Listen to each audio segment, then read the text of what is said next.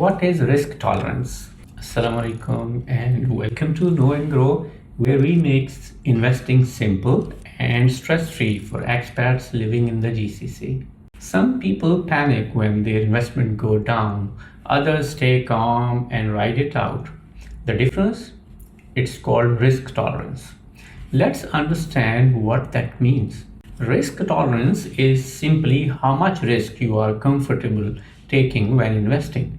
In other words, how much ups and downs can you emotionally and financially handle? Think of it like a roller coaster. Some people enjoy the ride, others feel sick. Investing is the same. Your comfort with the ups and downs makes a big difference. Why it matters?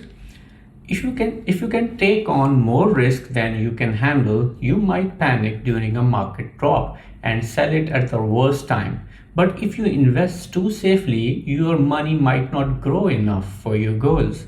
As an expat, your risk tolerance depends on many things: your age, your job stability, your family's needs, and how long you plan to stay in the GCC.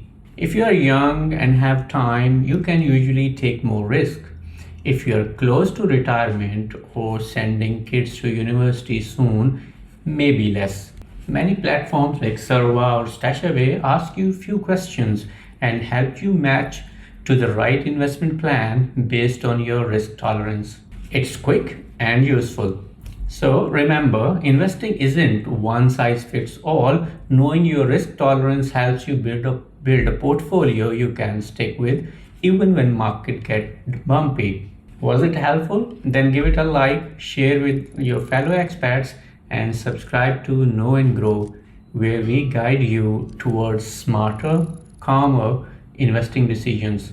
Until next time, invest with confidence.